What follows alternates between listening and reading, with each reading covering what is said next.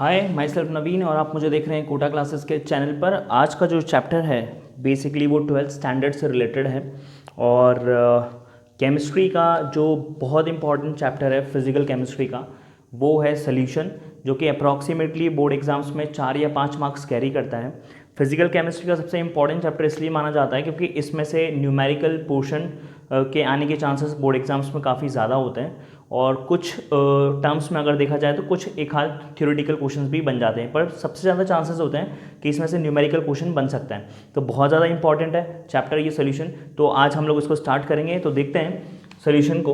देखिए चैप्टर का नाम जो है सोल्यूशंस।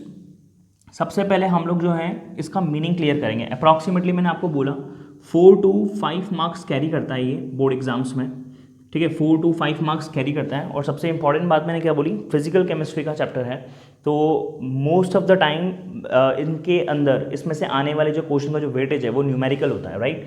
तो न्यूमेरिकल्स इसमें से पूछे जा सकते हैं। न्यूमेरिकल्स के पॉइंट ऑफ व्यू से बहुत ज़्यादा इंपॉर्टेंट चैप्टर है, ठीक है, क्योंकि फिजिकल केमिस्ट्री का है।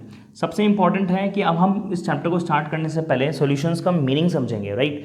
सॉल्यूशन का मीनिंग जैसे ही समझ में आएगा तो उसके बाद हम लोग डिस्कस करेंगे कि इस चैप्टर के अंदर हम लोगों को पढ़ना क्या है, ठीक है। देखिए यहाँ पे जो सोल्यूशन का जो मीनिंग है, एक्चुअली मैं एग्जैक्ट इसका मीनिंग निकालूं तो मैं बताना चाहूँगा। यहाँ पे सोल्यूशन जो है एक्चुअली यहाँ पे ट्रू सोल्यूशन की बात हो रही है, ठीक है। किसकी बात हो रही है? ट्रू सॉल्यूशन की बात हो रही है, राइट। तो सॉल्यूशंस जो चैप्टर है यहाँ पे इसका एक्चुअल मीनिंग क्या है? True solution. ये मैंने वर्ड क्यों लिखा मैं एक बार क्लियर कर देता हूँ, what is the meaning of true solution. तो उससे पहले मैं आपको एक चीज़ बता दूँ, आप लोगों ने छोटी क्लासेस में सुना होगा, एक टर्म सुनी होगी सॉल्यूट, राइट, और एक टर्म सुना होगा सॉल्वेंट, ठीक है। और ये भी सुना होगा कि इन दोनों के मिलने से क्या बनता है? सॉल्यूशन बनता है। मैं क्लियर कर देता हूँ उसका क्या मतलब है। ध्यान से देखिएगा, कभी आपने शुगर सॉल्यूशन बनाया है घर में, शक्कर का पानी। हम लोगों ने क्या करा है, बहुत बार ऐसा किया है कि एक गिलास जो है पानी से भर लिया और उसके अंदर 1 चम्मच शक्कर डाल दी और उसको घोल दिया, राइट। तो फिर क्या बनता है, हमारे पास मीठा पानी बन जाता है, जिसको हम लोग शुगर सॉल्यूशन या शक्कर का जो है सॉल्यूशन बोल सकते हैं, क्लियर। तो शुगर सॉल्यूशन बेसिकली क्या है, हम लोग जब ये वर्ड यूज़ करते हैं तो पीछे सॉल्यूशन टर्म यूज़ कर रहे हैं, ठीक है। यह शक्कर का पानी जब हम बना रहे हैं तो उसमें शक्कर डाली और पानी डाला और मिक्स कर दिया तो शक्कर का पानी बना दिया। तो उसके अंदर जो है आपने जो शक्कर यूज़ करी है वो बेसिकली सॉल्यूट था और जो पानी आप लोगों ने यूज़ किया है वो क्या था? सॉल्वेंट था। और दोनों के मिलाने से जो शक्कर का पानी बना है, शुगर सॉल्यूशन बना है, वो क्या था? बेसिकली सॉल्यूशन था। तो एक और एग्जांपल हम लोग देख सकते हैं कि अगर आप लोगों ने सॉल्ट वाटर बनाया हो, नमक का पानी बनाया हो, ठीक है, तो नमक के पानी में क्या करते हैं, पानी लेंगे 1 गिलास और 1 चम्मच या जो भी है अकॉर्डिंग टू द नीड हम लोगों ने क्या करा, 1 चम्मच आधा चम्मच जो है नमक डाला और उसमें मिक्स कर दिया, तो वो बनता है नमक का पानी, सॉल्ट सॉल्यूशन, राइट। तो वो जो सॉल्ट सॉल्यूशन है वो भी बेसिकली सॉल्यूशन का ही एग्जांपल है। एक्चुअली उसमें हम लोगों ने क्या करा, जो सॉल्ट डाला था वो हमारे लिए सॉल्यूट था और जो पानी लिया था वो हमारे लिए सॉल्वेंट था। तो दोनों के मिलने से क्या बना? सॉल्यूशन बना, जो कि क्या था? सॉल्ट वाटर, ठीक है। सॉल्ट सॉल्यूशन भी हम लोग उसको बोल सकते हैं। तो ये जो 2 एग्जाम्पल हैं वो बेसिकली सॉल्यूशन के एग्जाम्पल थे और वो सॉल्यूशन बने कैसे? 2 चीज़ों से मिलकर के बने। एक कंपोनेंट था सॉल्यूट, एक कंपोनेंट था सॉल्वेंट। अब मैं आपको डिस्कस करूंगा कि सॉल्यूट और सॉल्वेंट में फ़र्क क्या होता है। देखिए जो लेसर अमाउंट में होता है, ठीक है, कौन से अमाउंट में होता है? लेसर अमाउंट में, वो जो होता है उसको हम बोलते हैं क्या? सॉल्यूट। और जो हायर अमाउंट में होता है, यानी हाई अमाउंट में होता है, वो बेसिकली क्या होता है? सॉल्वेंट होता है, ठीक है। छोटी क्लासेस में हम लोग वैसे भी डिस्कस कर चुके हैं कि सोल्यूशन कैसे बनाते हैं, सॉल्यूट और सॉल्वेंट के मिलने से सॉल्यूशन बनता है।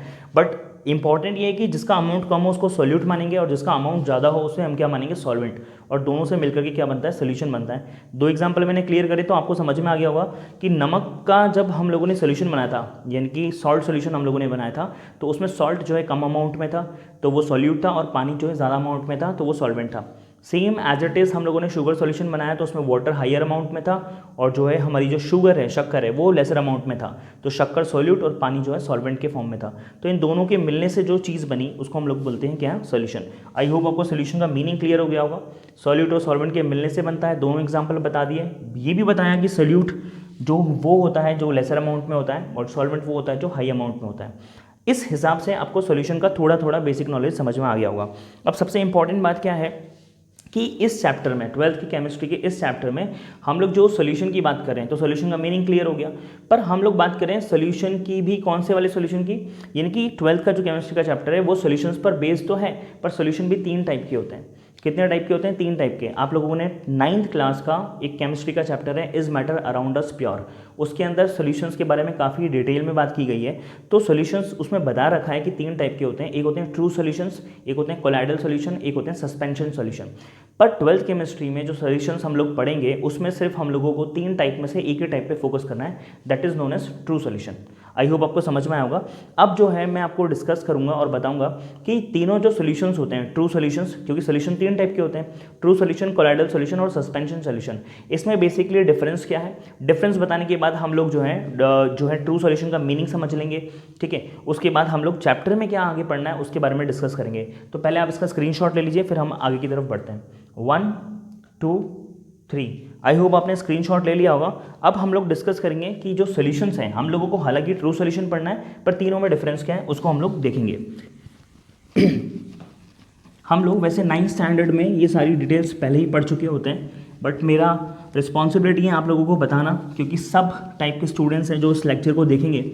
तो किसी के बेसिक्स स्ट्रांग होंगे, किसी के बेसिक्स जो हैं हो सकता है वीक रह गए हों। तो मैं नहीं चाहता कि किसी का बेसिक्स जो है वीक रह गया हो और वो चैप्टर को समझ ना पाए, इसलिए मैं सारे बेसिक्स जो है क्लियर कर रहा हूँ, ठीक है। तो हम लोग बात करते हैं कि 3 टाइप के जो सॉल्यूशंस हैं, तो मैं यहाँ पे लिख देता हूँ। एक होते हैं ट्रू सॉल्यूशंस, ठीक है, एक होते हैं कोलाइडल सॉल्यूशंस, कोलाइडल, ठीक है, कोलाइडल सॉल्यूशन, एक होते हैं सस्पेंशन सॉल्यूशन, ठीक है। इनके बारे में बेसिकली हम लोग थोड़ा थोड़ा नॉलेज लेंगे, फिर सबसे ज़्यादा फोकस करेंगे ट्रू सॉल्यूशन पे और आगे बढ़ेंगे। देखिए जो सॉल्यूशन होता है वो बेसिकली एक सॉल्यूट, जनरली जो सॉल्यूशन हम लोग बनाते हैं, जनरली राइट, ऐसे तो बहुत सारे टाइप होते हैं सॉल्यूशन बनाने के, बट जनरली एक सॉल्यूट लेते हैं, एक सॉल्वेंट लेते हैं और उससे मिलकर के क्या बनता है? सॉल्यूशन बनता है। ऐसे सॉल्यूशंस को हम लोग बाइनरी सॉल्यूशन बोलते हैं। क्या बोलते हैं? बाइनरी सॉल्यूशन, ठीक है। मैं दोबारा से रिपीट कर देता हूँ, मैंने क्या बोला कि अगर आप एक सॉल्यूट और एक सॉल्वेंट लेकर के सॉल्यूशन बना रहे हैं तो ऐसे सॉल्यूशन को बाइनरी सॉल्यूशन बोलते हैं, क्योंकि बहुत सारे टाइप के सॉल्यूशंस होते हैं जिसमें एक या एक से ज़्यादा हम लोग सॉल्यूट ले सकते हैं और एक सॉल्वेंट ले सकते हैं, मतलब कंपोनेंट 2 से ज़्यादा अगर हो जाते हैं तो वो डिफरेंट टाइप के सॉल्यूशंस भी बनाए जा सकते हैं। बट हम लोग इस वाले चैप्टर में बाइनरी सॉल्यूशन के बारे में ही पढ़ेंगे और इसका मीनिंग क्या होता है। अगर एक सॉल्यूट और एक सॉल्वेंट ले रहे हैं तो उससे मिलकर के जो सॉल्यूशन बनता है उसको बोलते हैं बाइनरी। हम लोग यही डिस्कस करेंगे, ये एक टर्म था इसलिए मैंने आपको बता दिया। अब सबसे पहले डिस्कस करते हैं कि इन तीनों सॉल्यूशन में फ़र्क क्या है। देखो ट्रू सॉल्यूशंस क्या होते हैं, जो सॉल्यूशन हमारा चैप्टर है तो उसी का मीनिंग मैं क्लियर कर रहा हूँ क्योंकि हम लोग ट्रू सॉल्यूशन के बारे में डिस्कस कर रहे हैं। तो ट्रू सॉल्यूशंस क्या होते हैं? ऐसे सॉल्यूशन, ध्यान सुनिएगा, ऐसे सॉल्यूशन जिसमें हम लोगों ने क्या करा है, सॉल्यूट को सॉल्वेंट में मिक्स करा है और सॉल्यूशन फॉर्म करा है। तो ऐसे सॉल्यूशन, अब उस सॉल्यूशन के बारे में बात कर रहा हूँ, ऐसे सॉल्यूशन जो बेसिकली हम लोग उनमें कैटेगराइज नहीं कर सकते, डिफ्रेंशिएट नहीं कर सकते कि कौन सॉल्यूट है या कौन सॉल्वेंट है। ध्यान से सुनने की कोशिश करना, समझने की कोशिश करना मैं क्या बात कर रहा हूँ कि ट्रू सॉल्यूशन के बारे में डिस्कस कर रहा हूँ। सॉल्यूट को सॉल्वेंट के अंदर मिला दिया और वो मिक्स होकर सॉल्यूशन बन गया। तो ऐसे सॉल्यूशन जिसमें हम लोग डिफ्रेंशिएट नहीं कर पाए कि कौन सॉल्यूट है कौन सॉल्वेंट है सॉल्यूशन बनने के बाद, ये सबसे इंपॉर्टेंट फीचर है जो मैं बता रहा हूँ। ट्रू सॉल्यूशन वो सॉल्यूशंस होते हैं जब सॉल्यूट और सॉल्वेंट को मिक्स करके बना दिया, तो वो सॉल्यूशंस होते हैं जिनमें सॉल्यूशन को देखने के बाद हम लोग डिफरेंशिएट नहीं कर पाते, हम लोग कैटेगराइज नहीं कर पाते, यानी कि हम लोग अलग नहीं कर सकते कि कौन सॉल्यूट है और कौन सॉल्वेंट है। ऐसे सॉल्यूशंस को हम लोग ट्रू सॉल्यूशंस बोलते हैं। एग्जाम्पल के तौर पर मैं समझाता हूँ। आपने क्या लिया? पानी लिया, आपने क्या लिया? शक्कर लिया, मिक्स कर दिया। जब शक्कर का सॉल्यूशन बन जाता है, शुगर का सॉल्यूशन बन जाता है, after making this solution you can not identify what is sugar and what is water. यानी कि जब शुगर का सॉल्यूशन बन जाता है, सॉल्यूशन बनने के बाद क्या आप लोग पता लगा सकते हैं कि कौन शक्कर है और कौन पानी है? वो आपस में पूरी तरीके से एक दूसरे के अंदर क्या हो जाते हैं? मिक्स हो जाते हैं, राइट। वैसे ही आप सॉल्ट सॉल्यूशन ले सकते हैं, यानी कि हम लोग नमक का पानी ले सकते हैं। नमक लिया, पानी लिया, मिक्स कर दिया, सॉल्यूशन बना दिया। अब नमक के पानी को चेक करके आप बता सकते हैं कि कौन नमक है कौन पानी है? नहीं, वो दोनों आपस में अच्छे तरीके से घुल जाते हैं, मिक्स हो जाते हैं। तो ऐसे सॉल्यूशन ट्रू सॉल्यूशन होते हैं जिसमें हम लोग सॉल्यूट और सॉल्वेंट को डिस्टिंग्विश नहीं कर सकते, सेपरेट नहीं कर सकते, पता नहीं लगा सकते कि कौन सॉल्यूट है और कौन सॉल्वेंट है। वैसे ही मैं एक और एग्जांपल देना चाहूँगा एयर का, हवा का।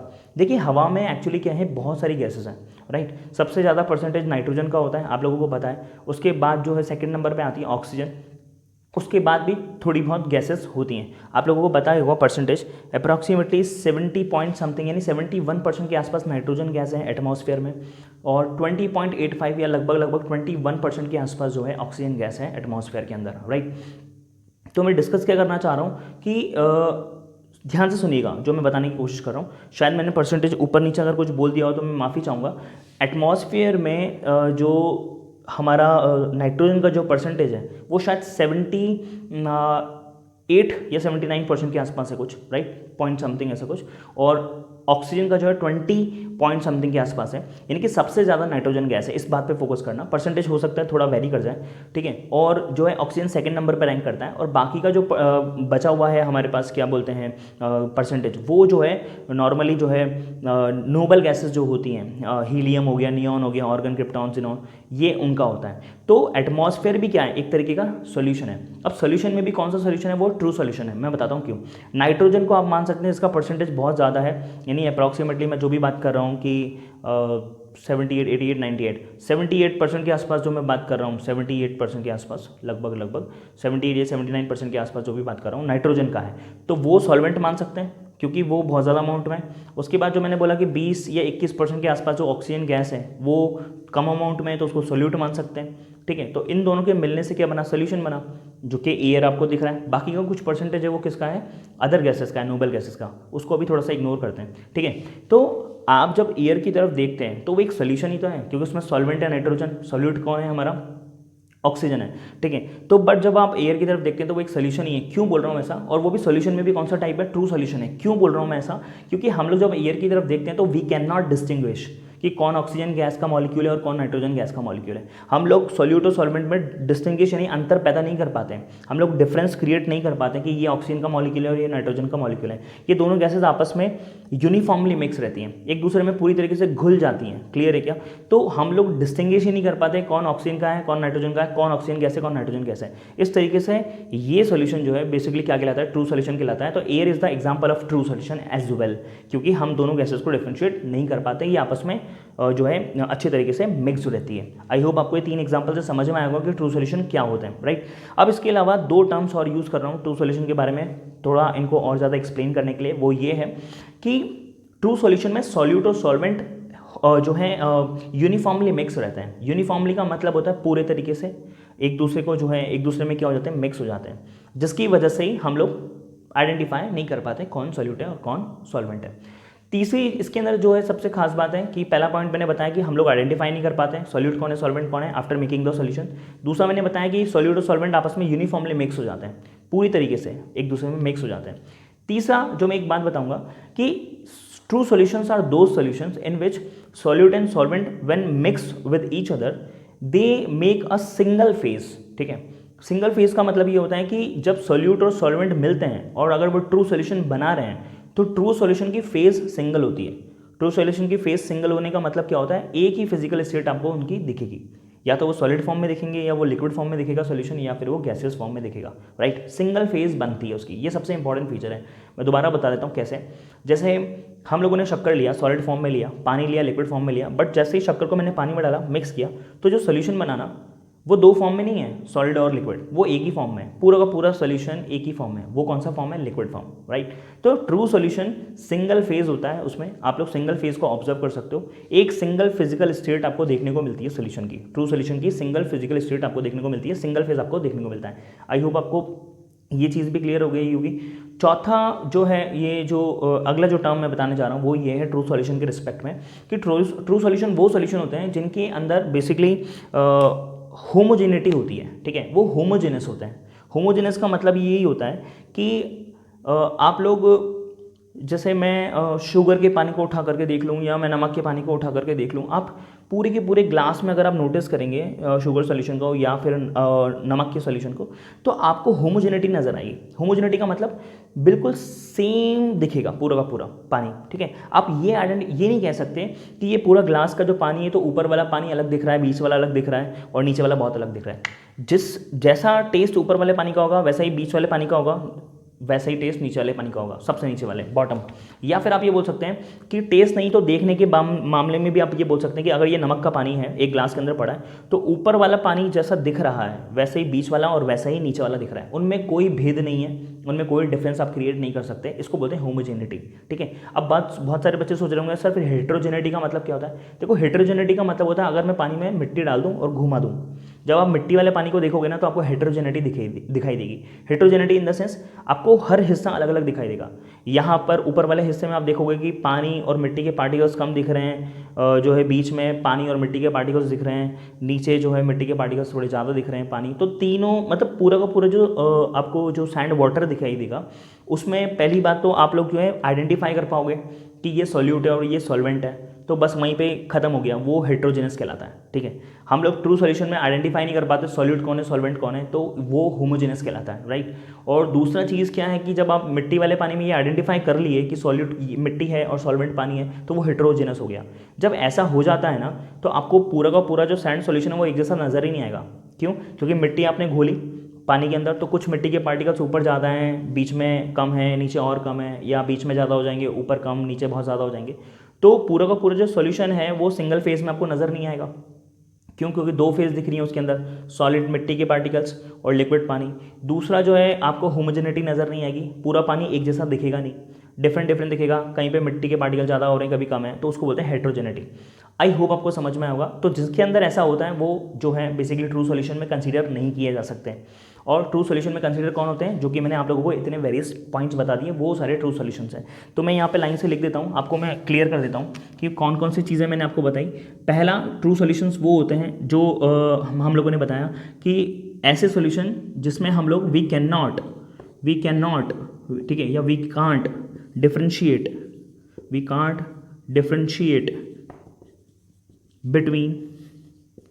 Between solute and solvents. ठीक है,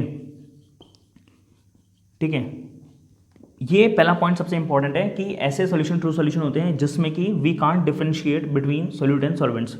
हम लोग we can't differentiate between solute and solvents. हम लोग सॉल्यूट एंड सॉल्वेंट्स यानी कि जो सॉल्यूशन के अंदर सॉल्यूट पड़ा है, सॉल्वेंट पड़ा है, उसमें हम लोग डिफरेंशिएट नहीं कर सकते कि कौन सॉल्यूट है और कौन सॉल्वेंट है। तो एक पॉइंट मैंने आपको बताया, we can't differentiate between solute and solvents in true solutions. ठीक है, हम लोग एक पॉइंट इसको मान सकते हैं। और एक और पॉइंट मैंने आपको बताया कि ये ट्रू सॉल्यूशन वो सॉल्यूशंस होते हैं जिनमें सॉल्यूट और सॉल्वेंट मिलकर के सिंगल फेज बनाते हैं। तो सिंगल फेज सॉल्यूशंस होते हैं ये। ठीक है, सिंगल फेज सॉल्यूशन मतलब आप समझ ही गए होंगे। सिंगल फेज सॉल्यूशंस क्या होते हैं? जिनकी एक ही फिजिकल स्टेट होती है। ठीक है, सिंगल फिजिकल स्टेट। ठीक है, ये मैंने आप लोगों को बता दिया। इसके अलावा मैंने आपको दो तीन चीज़ें और बताई थी, अगर आप लोग बताना चाहेंगे तो नीचे कमेंट बॉक्स में लिख देना। ठीक है, मेरे ये लिखने से पहले ही। ठीक है, तीसरा चीज़ मैंने आप लोगों को बताया था कि ये होमोजेनस होते हैं। देखो मैं तीसरी चीज़ यहाँ पे मेंशन भी कर देता हूँ कि ये होमोजेनस होते हैं। ठीक है, होमोजेनस होते हैं। इसके अलावा मैंने बताया कि ये दोनों इस तरीके से मिक्स होते हैं कि आप ये बोल सकते हो कि ये यूनिफॉर्मली मिक्स होते हैं, क्योंकि पूरा का पूरा सॉल्यूशन एक जैसा नजर आता है। ठीक है, तो इसको हम लोग बोल सकते हैं कि ये यूनिफॉर्मली मिक्स होते हैं। तो चौथा पॉइंट मैं यहाँ पे लिख देता हूँ, कहीं पर आपको शायद नीचे दिख रहा है, आपको दिख रहा है तो मैं लिख देता हूँ, यूनिफॉर्मली मिक्स्ड लिख देता हूँ। यूनिफॉर्मली मिक्स्ड एक दूसरे में अच्छी तरीके से घुल जाते हैं। तो आई होप आपको ट्रू सॉल्यूशन क्लियर हो गया होगा, समझ में आया होगा कि मैंने क्या बोला। पहला पॉइंट मैंने बताया कि सॉल्यूट और सॉल्वेंट को हम लोग डिस्टिंग्विश नहीं कर सकते। बहुत सारे एग्जांपल्स मैंने आप लोगों के साथ डिस्कस किए कि ट्रू सॉल्यूशन कौन कौन से होते हैं। इसके बाद मैंने बताया कि ये जो है सिंगल फेस होता है, पूरा का पूरा सॉल्यूशन का एक ही फेज नजर आता है। फिर मैंने बताया कि ये आपस में इस तरीके से मिक्स रहते हैं कि यूनिफॉर्म वे में मिक्स रहते हैं, आपस में एक दूसरे में पूरी तरीके से घुल जाते हैं। ठीक है, उसके बाद मैंने आपको ये बताया कि ये जो है होमोजेनस होते हैं। होमोजेनस का मैंने बताया कि पूरा का पूरा जो सोल्यूशन है एक जैसा नजर आता है। आई होप आपको ट्रू सोल्यूशन जो है बहुत अच्छे से समझ में आया होगा। सबसे इंपॉर्टेंट पॉइंट है कि हम लोग सॉल्यूट और सॉल्वेंट को डिस्टिंग्विश नहीं कर सकते, यहीं पे क्लियर हो जाता है कि ट्रू सोल्यूशन क्या होता है। ठीक है, अब मैं सबसे इंपॉर्टेंट बात बताऊंगा, एक और चीज़, होमोजेनिटी का एक और एग्जांपल समझाने की कोशिश करूंगा कि होमोजेनस का मतलब क्या होता है। अगर आप नमक का पानी बनाएंगे तो आप लोग ऊपर से सिप लो, या जो पूरा का पूरा ग्लास है नमक का जो पानी है ऊपर से सिप लो आप। ठीक है, ऊपर वाला जो वाटर का जो लेयर है उसको पियो। ठीक है, तो जैसा टेस्ट आपको ऊपर से आएगा वैसे ही अगर आप चम्मच लेंगे और नीचे से पानी का सेगमेंट उठाएंगे और उसको टेस्ट करेंगे तो टेस्ट वैसा का वैसा आएगा, उसको होमोजेनिटी बोल सकते हैं। पूरा का पूरा नमक का पानी एक जैसा दिख रहा है। ठीक है, पूरे के पूरे नमक के पानी में जो बेसिकली जो उनका टेस्ट है, ऊपर वाली लेयर से टेस्ट लो या नीचे वाली लेयर से टेस्ट लो, सेम टेस्ट आएगा। क्लियर है क्या? तो बेसिकली उनका नेचर क्या है, सेम है, तो उसको बोल सकते हैं होमोजेनिटी। क्लियर? तो ऐसे सोल्यूशंस क्या होते हैं, ट्रू सोल्यूशन, और इसी के बारे में हम लोगों को इस चैप्टर में आगे फर्दर जो है डिस्कस करना है। अब रही बात कोलाइडल और सस्पेंशन की, वैसे हम लोगों को इसके अंदर जो है ज़्यादा जाना नहीं है, पर मैं फिर भी आपको एक एक एग्जांपल के थ्रू क्लियर कर दूंगा। अब यहाँ पे ध्यान देना, ट्रू सॉल्यूशन के अंदर जो सॉल्यूट के पार्टिकल्स होते हैं ना वो बहुत छोटे होते हैं। एक चीज़ मैं ये भी क्लियर करूँगा, सॉल्यूट के पार्टिकल क्या होते हैं, बहुत ज़्यादा छोटे होते हैं ट्रू सॉल्यूशंस के अंदर। इस वजह से जो है हम लोगों को ये आइडेंटिफाई नहीं कर पाते सॉल्यूशन बनने के बाद कि सॉल्यूट कौन है और सॉल्वेंट कौन है। एग्जाम्पल मैंने बहुत सारे दे दिए। अब रही बात, मैं कोलाइडल और सस्पेंशन सॉल्यूशन के बारे में भी डिस्कस कर देता हूँ कि ये क्या होता है। देखो, कोलाइडल सॉल्यूशन के अंदर मैं मिल्क का एग्जाम्पल ले सकता हूँ, ठीक है, और इसके अंदर सैंड वाटर का एग्जाम्पल ले सकता हूँ, सैंड वाटर का, जिसकी वजह से आपको ये बहुत अच्छे से क्लियर हो जाएंगे। देखिए, कोलाइडल सॉल्यूशन बेसिकली होते तो सॉल्यूशंस ही हैं, बट उसके अंदर सॉल्यूट के पार्टिकल्स थोड़े से बड़े होते हैं as compare to true solutions, right. इससे थोड़े से पार्टिकल्स बड़े होते हैं किसके अंदर, कोलाइडल सॉल्यूशन के अंदर। दिखते हैं ये भी बेसिकली मिल्क, दूध आप लोगों ने देखा होगा, ठीक है, तो दिखते तो ये बेसिकली होमोजेनस ही हैं, ठीक है। होमोजेनस इन द सेंस कि अगर आप पूरा मिल्क का ग्लास लोगे तो पूरा ऊपर से नीचे तक एक जैसा ही दिखता है, ठीक है। ऊपर से टेस्ट करो, नीचे से टेस्ट करो, टेस्ट भी सेम दिखता है, और ये पूरा ऊपर से लेकर नीचे तक सेम भी दिखता है, होमोजेनस दिखता है। बट हकीकत में ये हेट्रोजेनस होता है। हेट्रोजेनस का इन द सेंस कि जब आप लोग इसको माइक्रोस्कोपिक लेवल पे देखोगे कोलाइडल सॉल्यूशन को, तो आपको सॉल्यूट के पार्टिकल्स, जो बड़े बड़े पार्टिकल्स हैं, वो अलग दिखेंगे और सॉल्वेंट के पार्टिकल्स आपको अलग दिखेंगे। तो सबसे इंपॉर्टेंट चीज़ क्या हुई कि कोलाइडल सॉल्यूशन के बारे में डिस्कस कर रहा हूँ मिल्क का एग्जांपल लेकर के, कि एक्चुअल में कोलाइडल सॉल्यूशंस जो हैं इनके सॉल्यूट के पार्टिकल ट्रू सॉल्यूशन के कंपैरिजन में थोड़े से बड़े होते हैं। दूसरा मैं ये बोलूँगा कि अगर आप बाहर से देखेंगे तो ये होमोजेनस दिखेंगे, पूरा का पूरा सेम सिंगल फेज जैसा इसके अंदर होता है, ठीक है। सिंगल फेज दिखेगा और होमोजेनस दिखेंगे, यूनिफॉर्मली मिक्स दिखेंगे, डिफरेंशिएट भी नहीं कर पाते कई दफ़ा कि सॉल्यूट कौन है और सॉल्वेंट कौन है, ठीक है। बट माइक्रोस्कोपिक लेवल पे जब आप लोग चेकआउट करेंगे कोलाइडल सॉल्यूशन को, तो we can separate the particles of solute with the solvents. जब आप माइक्रोस्कोपिक लेवल यानी माइक्रोस्कोप से देखेंगे तो आपको सॉल्यूट के पार्टिकल्स अलग दिखेंगे, सॉल्वेंट के अलग दिखेंगे। मतलब हकीकत में ये हेट्रोजेनस होता है। हकीकत में हम लोग सॉल्यूट और सॉल्वेंट के पार्टिकल्स को सेपरेट करके देख सकते हैं, हम लोग दोनों को डिस्टिंग्विश यानी डिफरेंशिएट कर सकते हैं माइक्रोस्कोपिक लेवल यानी माइक्रोस्कोप से देखेंगे। बट आउटर हमारी नॉर्मल आई से देखेंगे तो हम लोग डिफरेंशिएट नहीं कर पाते। तो ऐसे सॉल्यूशन क्या होते हैं, कोलाइडल सॉल्यूशन होते हैं। इनमें मैंने आपको बताया कि इनमें भी यही फीचर्स होते हैं, बट जब आप लोग देखेंगे माइक्रोस्कोपिक लेवल पे तो आप सॉल्यूट और सॉल्वेंट को आप डिस्टिंग्विश कर सकते हैं। These are called colloidal solutions. Suspension को समझाने की बिल्कुल भी ज़रूरत नहीं है, आपको समझ में ही आ गया होगा कि ऐसे सॉल्यूशंस जिसके अंदर बेसिकली सॉल्यूट के पार्टिकल्स बहुत ज़्यादा बड़े होते हैं। ट्रू सॉल्यूशन से तो बहुत बड़े होते हैं, जो है कोलाइडल से भी बहुत बड़े होते हैं। सबसे ज़्यादा बड़े जो पार्टिकल्स होते हैं सॉल्यूट के, वो सस्पेंशन के अंदर ही होते हैं। ये कंप्लीटली जो है ट्रू सॉल्यूशन के ऑपोजिट होते हैं। सैंड वाटर से समझ में आ गया होगा, अगर ऐसा सॉल्यूशन बनाना है तो आप लोग क्या बना सकते हैं, एक पानी लेंगे, पानी का ग्लास लेंगे, उसमें मिट्टी, 1 चम्मच मिट्टी डाल के घोल दो। सिंपल सी बात है, ऐसे सॉल्यूशंस को हम लोग सस्पेंशन बोलेंगे क्योंकि मिट्टी के पार्टिकल बहुत बड़े होते हैं, सिंपल सी बात है। और सबसे इंपॉर्टेंट चीज़ जो है, जो मैं आपको ऑब्जर्व कराना चाह रहा हूँ, वो ये है कि ये सॉल्यूशन जो है हेट्रोजेनस है। हेट्रोजेनस इन द सेंस कि we can easily find out what is the particle of solute and solvent. हम लोग आसानी से पता लगा सकते हैं कि सॉल्यूट कौन है, सॉल्वेंट कौन है। दिख रहा है मिट्टी का पार्टिकल सॉल्यूट है, पानी जो है सॉल्वेंट है। हेट्रोजेनस है, एक जैसा है ही नहीं, है ना। साफ साफ दिख रहा है कि मिट्टी के पार्टिकल्स अलग अलग घूम रहे हैं और पानी अलग अलग घूम रहा है। सिंगल फेज भी नहीं है, single phase in the sense 2 phases दिख रही हैं, मिट्टी के पार्टिकल की सॉलिड और पानी की लिक्विड दिख रही है। तो कंप्लीटली इससे ट्रू सॉल्यूशन से कंप्लीटली जो है अपोजिट होते हैं। ऐसे सॉल्यूशन को हम लोग क्या बोलते हैं, सस्पेंशन। एग्जाम्पल आपको सैंड वाटर मैंने आप लोग क्लियर कर दिया, इसमें आसानी से पता पड़ जाता है सॉल्यूट कौन है और सॉल्वेंट कौन है। आई होप आपको समझ में आया होगा तीनों के अंदर बेसिकली क्या डिफरेंस होता है। हम लोग वो सबसे ज़्यादा डिस्कस करना है ट्रू सॉल्यूशन पे, तो आप इसका स्क्रीनशॉट ले सकते हैं, मैं साइड में हट रहा हूँ। उसके बाद हम लोग देखेंगे कि चैप्टर में आगे हमको क्या क्या पढ़ना है। 1 2 3। अब आगे की तरफ हम देखेंगे कि इस चैप्टर में हम लोगों को पढ़ना क्या है। जैसे ही आप लोगों को इन तीनों में फ़र्क समझ में आ गया होगा, तो हम लोगों को कोलाइडल की तरफ तो ध्यान देना ही नहीं है, हम लोगों को सारा ध्यान देना है ट्रू सॉल्यूशंस पर, ठीक है। तो हम लोग आगे की तरफ बढ़ेंगे, पर सबसे पहले हम लोग देखेंगे कि इस चैप्टर में हम लोगों को पढ़ना क्या है। तो मैं आपको बता दूं, इस चैप्टर के अंदर हम लोगों को क्या क्या चीज़ें पढ़नी है। पहली जो चीज़ है वो है कॉन्सेंट्रेशन टर्म्स, ठीक है। ये हम लोगों को इस चैप्टर में पढ़ना है। कॉन्सेंट्रेशन टर्म्स क्या होती हैं, 11th स्टैंडर्ड में first chapter some basic concepts of chemistry, उसके अंदर हम लोगों ने एंड में यही पढ़ा था। कॉन्सेंट्रेशन टर्म्स हम लोगों ने पढ़ा था, हम लोगों ने मोलैरिटी को डिस्कस किया था, हम लोगों ने मोलैलिटी को डिस्कस किया था, हम लोगों ने मोल फ्रैक्शन पढ़ा था, हम लोगों ने जो है W/W% पढ़ा था।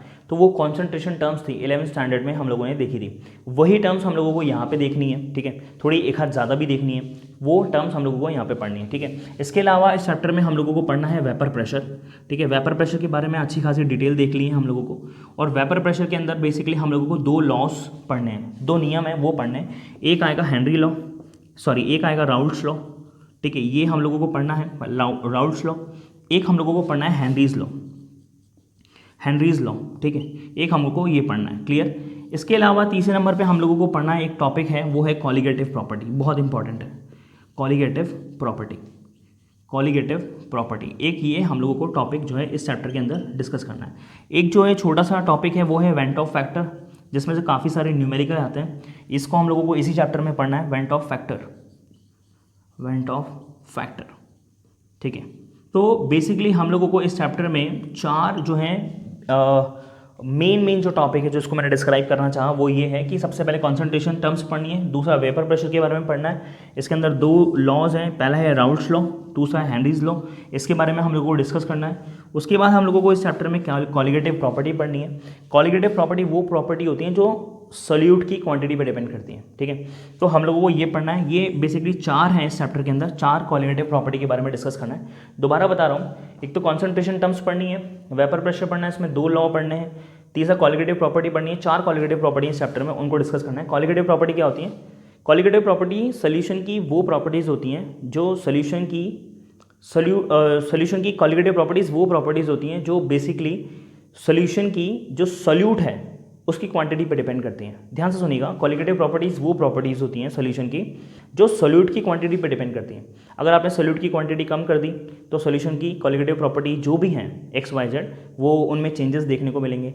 या फिर कोई सोल्यूशन है उसके अंदर आप लोगों ने सोल्यूट की क्वांटिटी को बढ़ा दिया तो सोल्यूशन की वो प्रॉपर्टी XYZ जो भी हैं कॉलिगेटिव प्रॉपर्टीज़ ही कहलाएंगी, वो उनके ऊपर भी आपको इफेक्ट देखने को मिलेगा। तो जो जितना भी मैंने अभी कॉलिगेटिव प्रॉपर्टी के बारे में बताया आगे बहुत डिस्क्राइब करके पढ़ाऊंगा, टेंशन मत लेना, चार हैं पढ़नी है, बहुत इंपॉर्टेंट है। बट एक बार और बता देता हूँ, शायद आपको समझ में ना आया हो। सोल्यूशन की वो प्रॉपर्टीज़ जो उसकी सॉल्यूट की क्वांटिटीज़ पर डिपेंड करती है, सॉल्यूशन की वो प्रॉपर्टी जो सॉल्यूट की क्वांटिटी पर डिपेंड करती हैं, वो प्रॉपर्टीज़ सॉल्यूशन की जो हैं कॉलिगेटिव प्रॉपर्टीज़ कहलाती हैं। मान लीजिए कोई सॉल्यूशन की कोई भी प्रॉपर्टी आप मान सकते हैं, फॉर एग्जांपल x कोई प्रॉपर्टी है सॉल्यूशन की, मान लो अगर ये कॉलिगेटिव प्रॉपर्टी है तो ये इसके ऊपर इफेक्ट पड़ेगा। कब पड़ेगा? जब इस सॉल्यूशन के अंदर सॉल्यूट की क्वांटिटी को अप एंड डाउन करोगे। मान लो सॉल्यूट की क्वांटिटी को अप एंड डाउन करोगे तो इस x पर फर्क पड़ेगा। अगर सॉल्यूट की क्वांटिटी को आपने बढ़ा दिया तो ये x या तो बढ़ सकता है या कम हो सकता है, या सॉल्यूट की क्वांटिटी को घटा दिया तो ये सॉल्यूशन की जो प्रॉपर्टी है x ये भी कम या ज़्यादा हो सकती है। तो ऐसी प्रॉपर्टी जो x है वो क्या कहलाएगी? कॉलिगेटिव प्रॉपर्टी कहलाएगी, क्योंकि वो सॉल्यूशन के अंदर जो सॉल्यूट है ना उसकी क्वांटिटी पर डिपेंड कर रही है। अगर आपने सॉल्यूट की क्वांटिटी को कम या ज़्यादा करा तो सॉल्यूशन की वो x जो प्रॉपर्टी है जिसे हमने कॉलिगेटिव प्रॉपर्टी बोला है वो भी बढ़ या कम हो सकती है, क्योंकि सॉल्यूशन की वो क्वालिटीज़ या वो प्रॉपर्टीज़ जो सॉल्यूट की क्वांटिटी पर डिपेंड करती हैं उनको कॉलिगेटिव प्रॉपर्टी बोलते हैं। वैसे हम लोग आगे डिस्कस करेंगे। चौथा हम लोगों को पढ़ना है वेंट ऑफ फैक्टर नाम का टॉपिक, ठीक है, बहुत इंपॉर्टेंट है। तो चारों चीज़ें हम लोगों को इस चैप्टर में पढ़नी है। सबसे ज़्यादा इंपॉर्टेंट जो है वो है कॉलिगेटिव प्रॉपर्टी। रेगुलर पिछले 10 साल में देखा गया है कि इसमें से क्वेश्चन आता ही आता है, न्यूमेरिकल जो बनेगा वो इसी में से बनेगा, ठीक है। हालांकि कॉन्सेंट्रेशन टर्म्स में भी बन जाता है न्यूमेरिकल, बहुत कम चांसेस हैं, बट सबसे ज़्यादा जो चांसेस हैं वो कॉलिगेटिव प्रॉपर्टी में से हैं, न्यूमेरिकल बनता है, सबसे ज़्यादा इंपॉर्टेंट टॉपिक ये है। दूसरे नंबर पर अगर मैं बात करूँ, अगर थ्योरी जो न्यूमेरिकल क्वेश्चन अगर बनेगा तो वो इस चौथे टॉपिक में से बनेगा, ठीक है। ये भी बहुत इंपॉर्टेंट है, वेंट ऑफ फैक्टर। तो ये दो जो टॉपिक्स हैं बहुत ज़्यादा इंपॉर्टेंट है, colligative property and van't Hoff factor. Theoretical way में अगर मैं थ्योरेटिकल एस्पेक्ट्स में बात करूँ तो एक चीज़ और बताऊंगा इंपॉर्टेंट है, वो ये है कि वेपर प्रेशर के अंदर ये दोनों लॉ थ्योरेटिकल एस्पेक्ट्स में बहुत इंपॉर्टेंट है।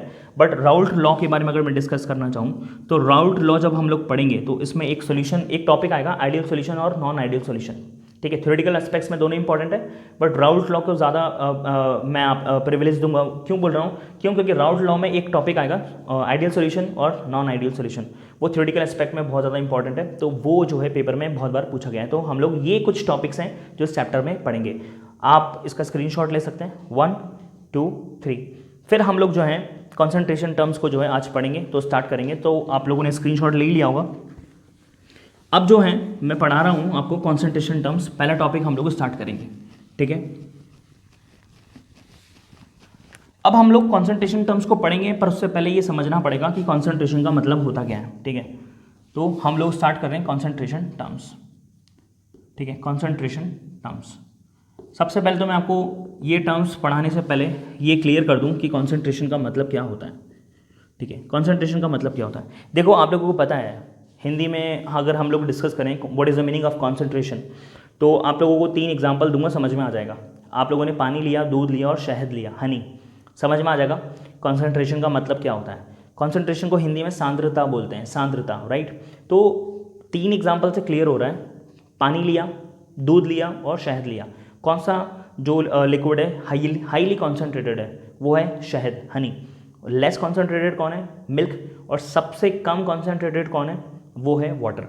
तो पानी, दूध और शहद में सबसे ज़्यादा कॉन्सेंट्रेटेड शहद, देन दूध, और सबसे कम जो है हम लोगों को पानी नज़र आ रहा है। तो कॉन्सेंट्रेशन का मतलब है सांद्रता, गाढ़ापन, राइट। अगर मैं हिंदी में क्लियर करूँ, क्या बोलते हैं इसको, गाढ़ापन, ठीक है, गाढ़ापन, ठीक है, हिंदी में अगर मैं डिस्कस करूँ। या फिर कॉन्सेंट्रेशन का मतलब क्या होता है हिंदी में, सांद्रता, ठीक है। तो कौन कितना सांद्र है, मोटापन किसके अंदर है, शहद ज़्यादा है, हेल्दी, ठीक है, मोटा, देन दूध, देन जो है पानी। तो गाढ़ापन किस में दिख रहा है सबसे ज़्यादा, जो है शहद हमको दिख रहा है, देन दूध, देन पानी। तो कॉन्सेंट्रेशन का मतलब आप लोगों को लगभग क्लियर हो गया होगा कि कॉन्सेंट्रेशन यानी सांद्रता मतलब होता क्या है, कि वो सोल्यूशन जो ज़्यादा गाढ़ा होगा, ठीक है, जिसमें गाढ़ापन ज़्यादा होगा, वो क्या होगा, कॉन्सेंट्रेटेड होगा, जैसा कि एग्जाम्पल में हम लोगों ने अभी अभी देखा।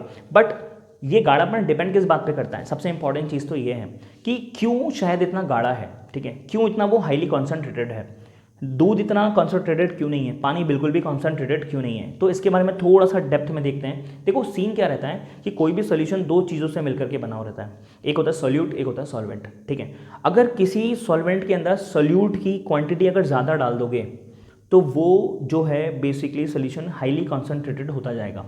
अगर आपने किसी सॉल्वेंट के अंदर सोल्यूट की क्वांटिटी कम डाली है तो वो सोल्यूशन जो है सॉरी, वो सोल्यूशन लेस कॉन्सेंट्रेटेड माना जाएगा। मोस्ट इंपॉर्टेंट थिंग है जो मैंने आपको अभी डिस्कस करी, ध्यान से देखना।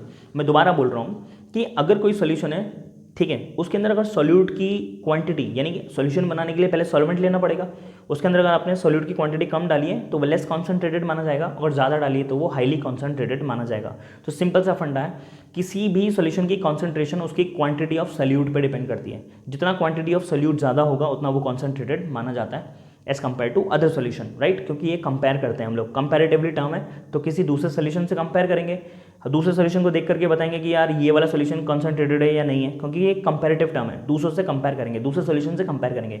बट डिपेंड यही करेगा, 2 सोल्यूशन आपके पास पड़े हुए हैं, एक सोल्यूशन में सोल्यूट की क्वांटिटी ज़्यादा डाली है, एक सोल्यूशन में क्वांटिटी कम डाली है, तो जिसमें ज़्यादा डाली है वो कॉन्सेंट्रेटेड होगा एज़ कम्पेयर टू दिस, और इसमें कम डाली है तो ये लेस कॉन्सेंट्रेटेड होगा या डाइल्यूटेड होगा as compare to this. Clear है क्या। तो क्वांटिटी ऑफ सोल्यूट पे कॉन्सेंट्रेशन डिपेंड करती है। अब सबसे बड़ी बात यह है कि हम लोगों को समझ में भी आ गया। अब हम लोग डिस्कस करना चाहेंगे कि जो ट्रू सॉल्यूशंस हम लोग इस चैप्टर के अंदर पढ़ रहे हैं, तो ट्रू सॉल्यूशन होमोजेनस होते हैं, इस चीज़ को कभी मत भूलना, ठीक है। होमोजेनस सॉल्यूशन ही ट्रू सॉल्यूशंस होते हैं। अब इससे रिलेटेड एक क्वेश्चन में पढ़ाऊंगा, पर मैं सबसे पहले आपको, आई होप आपको कॉन्सेंट्रेशन का मतलब समझ में आ गया होगा, ठीक है, और सॉल्यूट की क्वांटिटी पे डिपेंड करती है कॉन्सेंट्रेशन, वो भी समझ में आ गया होगा, ठीक है। तो हम लोग टर्म्स पढ़ेंगे, बट उससे पहले हम लोग डेफिनेशन लिख लेते हैं। तो डेफिनेशन की तरफ गौर करते हैं कि डेफिनेशन क्या होगी कॉन्सेंट्रेशन की, तो वो मैं बता देता हूँ। द अमाउंट ऑफ सोल्यूट, ये लिख लीजिएगा आप लोग, the amount of solute, the amount of solute which is dissolves, ठीक है, विच इज डिजॉल्व, ठीक है, लिख सकते हैं, कुछ भी लिख सकते हैं आप, which is dissolve in per litre volume of solution और पर केजी मास ऑफ सॉल्वेंट, ठीक है। अब ध्यान से देखिएगा इस टर्म को, ये जो डेफिनेशन मैंने लिखी है उसको मैं एक्सप्लेन कर देता हूँ कि कॉन्सेंट्रेशन जो टर्म है, वर्ड है, उसका मीनिंग क्या है। तो मैंने डेफिनेशन क्या लिखा है, द अमाउंट ऑफ सोल्यूट, क्योंकि मैंने आपको बताया था कॉन्सेंट्रेशन किसी भी सोल्यूशन का उसकी सोल्यूट की क्वांटिटी पे डिपेंड करता है, राइट। तो यहाँ पे पहला टर्म ये लिखा हुआ है द अमाउंट ऑफ सोल्यूट, उसी को हम लोग कॉन्सेंट्रेशन बोलेंगे, पर वो किसके अंदर मिली हुई है, the amount of solute which is dissolve in per litre volume of solution, ठीक है। सॉल्यूशन है आपके पास, उसके अंदर, पर वो सॉल्यूशन जो है, ध्यान से देखिएगा, 1 लीटर के बारे में बात कर रहा हूँ, पर लीटर, ठीक है। 1 लीटर सॉल्यूशन है, 1 लीटर सॉल्यूशन के अंदर जितना क्वांटिटी सोल्यूट का डला हुआ है, ध्यान से समझना, कॉन्सेंट्रेशन को एक्सप्रेस कर रहा हूँ क्योंकि वो क्वांटिटी ऑफ सोल्यूट से ही डिपेंडेंट रहती है। जो कॉन्सेंट्रेशन होती है किसी भी सोल्यूशन की, जितनी ज़्यादा क्वांटिटी ऑफ सोल्यूट होगा उतना वो कॉन्सेंट्रेटेड होगा। तो ध्यान से सुनना, डेफिनेशन क्या है, the amount of solute which is dissolve in per litre volume of solution. आपके पास 1 लीटर सॉल्यूशन है, ठीक है, 1 लीटर सॉल्यूशन है, उसके अंदर कितना अमाउंट है किसका, सोल्यूट का, जितना भी होगा वही उसकी कॉन्सेंट्रेशन को रिप्रेजेंट करेगा। यानी कि आपके पास मान लो 50 ग्राम जो है सोल्यूट है और वो जो है 1 लीटर सोल्यूशन के अंदर जो है डाला गया है, तो बेसिकली वो जो 50 ग्राम है वो उस सोल्यूशन की क्या करेगा, कॉन्सेंट्रेशन को रिप्रेजेंट करेगा। कैसे करेगा वो आगे हम लोग कॉन्सेंट्रेशन टर्म्स को क्लियर करेंगे तब हम लोगों को समझ में आएगा, क्योंकि ये तो कॉन्सेंट्रेशन का डेफिनेशन है। अब किसी भी सॉल्यूशन की कॉन्सेंट्रेशन को रिप्रेजेंट करेंगे तो कुछ ना कुछ टर्म्स चाहिए, तो वही टर्म्स हम लोग आगे पढ़ेंगे, molarity, mole fraction, wait percent, ठीक है, मास परसेंट जिसको बोलते हैं, ये कॉन्सेंट्रेशन टर्म्स हैं। तो किसी भी सॉल्यूशन की कॉन्सेंट्रेशन को रिप्रेजेंट करने के लिए इन टर्म्स का सहारा लेना पड़ता है और उन्हीं टर्म्स को हम लोग आगे पढ़ेंगे, ठीक है। हम बोलेंगे फलाने सॉल्यूशन की कॉन्सेंट्रेशन क्या है, तो वो जो इतनी सारी टर्म्स है ना, इतनी सारी टर्म्स में से किसी भी टर्म्स के फॉर्म में हम लोग उस सॉल्यूशन की कॉन्सेंट्रेशन को क्या कर सकते हैं, रिप्रेजेंट करेंगे। तो वो टर्म्स हम लोग आगे पढ़ेंगे, ठीक है, टेंशन मत लो। पर सबसे इंपॉर्टेंट क्या है कि कॉन्सेंट्रेशन का मतलब क्या होता है, ठीक है। तो कॉन्सेंट्रेशन का मतलब क्या है, पहला द अमाउंट ऑफ सोल्यूट, जो भी मिक्स है, अमाउंट ऑफ सोल्यूट, ध्यान से सुनिएगा, the amount of solute which is dissolved in per litre volume of solution. 1 litre आपके पास सोल्यूशन है, उसके अंदर कितना अमाउंट सोल्यूट का मिक्स है वो उसकी कॉन्सेंट्रेशन को रिप्रेजेंट करेगा, या मैक्सिमम तो यही होता है डेफिनेशन, बट एक एक्सेप्शनल केस है और लगा रखा है मैंने, और पर किलोग्राम मास ऑफ सॉल्वेंट। दूसरा डेफिनेशन ये भी है कॉन्सेंट्रेशन का, क्योंकि अभी हम लोग कॉन्सेंट्रेशन टर्म्स पढ़ेंगे बहुत सारी, उसमें एक टर्म आएगी मोलैलिटी। क्या आएगी, मोलैलिटी। तो मोलैलिटी के अंदर बेसिकली हम लोग क्या करते हैं, हम लोग सोल्यूशन के रिस्पेक्ट में नहीं देखते कॉन्सेंट्रेशन को, वहां पे सॉल्वेंट के रिस्पेक्ट में देखते हैं। आगे पढ़ाऊंगा, टेंशन मत लेना। ध्यान से देखिएगा कि एक बहुत सारे टर्म्स पढ़ेंगे, उसमें एक टर्म आती है मोलैलिटी। उसमें हम लोग कॉन्सेंट्रेशन को सॉल्यूशन के रिस्पेक्ट में नहीं देखते, सॉल्वेंट के रिस्पेक्ट में देखते हैं, ठीक है। ये एक एक्सेप्शन है, बहुत इंपॉर्टेंट है, तो वो हम आगे पढ़ेंगे। तो बस वो एक ही टर्म है जो सॉल्वेंट के रिस्पेक्ट में कॉन्सेंट्रेशन को रिप्रेजेंट करती है, और वो मोलैलिटी है, उसको वो एक्सेप्शन है, उसको आगे देखेंगे, और इंपॉर्टेंट भी बहुत है। उसी की वजह से कॉन्सेंट्रेशन के टर्म्स में ये चीज़ और ऐड करनी पड़ी, ठीक है, वरना यहाँ तक डेफिनेशन खत्म हो जाती है कॉन्सेंट्रेशन की, पर ये चीज़ और ऐड करनी पड़ी जस्ट बिकॉज ऑफ मोलैलिटी। तो ध्यान सुनिएगा, अमाउंट ऑफ सोल्यूट जो कि 1 लीटर सॉल्यूशन में मिला हुआ है उसको भी हम कॉन्सेंट्रेशन बोलते हैं, या फिर ये भी डेफिनेशन यूज करनी पड़ेगी जस्ट बिकॉज ऑफ मोलैलिटी, क्योंकि वो सॉल्वेंट के रिस्पेक्ट में कॉन्सेंट्रेशन को रिप्रेजेंट करता है। तो हम लोग ये भी डेफिनेशन बोल सकते हैं, the amount of solute which is dissolve in पर किलोग्राम मास ऑफ सॉल्वेंट। मतलब 1 किलोग्राम आपके पास सॉल्वेंट है, ठीक है, 1 किलोग्राम आपके पास क्या है, सॉल्वेंट है, उसमें सोल्यूट की कितनी क्वांटिटी डिसॉल्व है वो भी कॉन्सेंट्रेशन कहलाती है, वो उस सॉल्यूशन की क्या कहलाएगी, कॉन्सेंट्रेशन कहलाएगी। दोबारा बता रहा हूँ, दोनों टर्म्स क्लियर कर रहा हूँ। आपके पास 1 लीटर वॉल्यूम है, 1 लीटर सॉल्यूशन है, ध्यान से सुनना, यहाँ पे इसमें सॉल्यूशन टर्म यूज करते हैं एक डेफिनेशन में। मैक्सिमम जितने भी कॉन्सेंट्रेशन टर्म्स पढ़ोगे वो सॉल्यूशन के रिस्पेक्ट में जो है कॉन्सेंट्रेशन को रिप्रेजेंट करती हैं, और मोलैलिटी जो है अगर उसके रिस्पेक्ट में अगर आप कॉन्सेंट्रेशन को रिप्रेजेंट करना चाह रहे हो तो वो सॉल्वेंट के रिस्पेक्ट में रिप्रेजेंट करती हैं, ठीक है। बाकी जितनी भी टर्म्स हैं वो वॉल्यूम के रिस्पेक्ट में रिप्रेजेंट करती हैं, और मोलैलिटी जो है कॉन्सेंट्रेशन को अगर रिप्रेजेंट करती है तो वो मास के रिस्पेक्ट में रिप्रेजेंट करती है। ये बहुत इंपॉर्टेंट है, दोबारा बताऊंगा, इतनी सारी टर्म्स पढ़ेंगे, सारी की सारी टर्म्स जो है सॉल्यूशन के रिस्पेक्ट में ही कॉन्सेंट्रेशन को फाइंड आउट करती हैं, ठीक है, वॉल्यूम ऑफ सॉल्यूशन के रिस्पेक्ट में। बट एक टर्म है मोलैलिटी, वो बेसिकली कॉन्सेंट्रेशन को जब रिप्रेजेंट करती है, मोलैलिटी एक टर्म है, कॉन्सेंट्रेशन टर्म है, अगर वो कॉन्सेंट्रेशन को रिप्रेजेंट करती है तो वो बेसिकली सॉल्वेंट के रिस्पेक्ट में रिप्रेजेंट करती है, ठीक है, मास ऑफ सॉल्वेंट के रिस्पेक्ट में। इसलिए कॉन्सेंट्रेशन को समझाने के लिए 2 डेफिनेशन दी गई हैं, दोनों इंपॉर्टेंट है। पहली क्या है, अमाउंट ऑफ सोल्यूट जो कि डिसॉल्व है 1 लीटर सॉल्यूशन में, ठीक है, एक तो ये हो गई, उसको हम लोग कॉन्सेंट्रेशन बोलते हैं, या फिर अमाउंट ऑफ सोल्यूट जो कि डिसॉल्व है 1 किलोग्राम सॉल्वेंट में, ठीक है। आपके पास 1 लीटर सॉल्यूशन है, उसमें कितना सॉल्यूट डला हुआ है वो भी कॉन्सेंट्रेशन को रिप्रेजेंट करता है, सारी उसी को रिप्रेजेंट करती हैं। जितनी भी टर्म्स पढ़ेंगे वो इसी रिस्पेक्ट में पढ़ेंगे। एक टर्म है मोलैलिटी जो इस वाली डेफिनेशन को फॉलो करती है, और वो डेफिनेशन क्या है कि आपके पास 1 किलोग्राम सॉल्वेंट है, उसमें कितना आपका क्वांटिटी सॉल्यूट का मिला हुआ है, वो क्वांटिटी बेसिकली कॉन्सेंट्रेशन कहलाएगी। और ये वाली डेफिनेशन कौन फॉलो करता है, मोलैलिटी। आई होप आपको ये डेफिनेशन समझ में आई होगी, आप इसका स्क्रीनशॉट ले सकते हैं। 1 2 3, ठीक है। अब हम लोग आगे डिस्कस करेंगे क्या कि कितनी कॉन्सेंट्रेशन टर्म्स हम लोगों को इस चैप्टर में पढ़नी है बोर्ड्स के पर्सपेक्टिव से, ठीक है, और हम लोगों को आगे हम लोग उन टर्म्स को पढ़ेंगे भी सही। अब डिस्कस करते हैं क्या कि कॉन्सेंट्रेशन टर्म्स बेसिकली कितनी होती हैं। तो हम लोगों को अप्रॉक्सीमेटली 11 टर्म्स पढ़नी है, 11 टर्म्स के आसपास हम लोगों को देखना पड़ेगा, 11 टर्म्स के आसपास, ठीक है। तो वो हम लोग देखते हैं। पर हम लोगों ने इसको 2 कैटेगरीज में डिवाइड किया है। ये 2 टाइप्स की होती हैं। It has 2 types, it has 2 types, ठीक है। 2 टाइप्स में हम लोगों ने इसको क्या करा है, कैटेगराइज किया है, ठीक है। जितने भी कॉन्सेंट्रेशन टर्म्स हैं, पहली क्या होती है, टेम्परेचर डिपेंडेंट।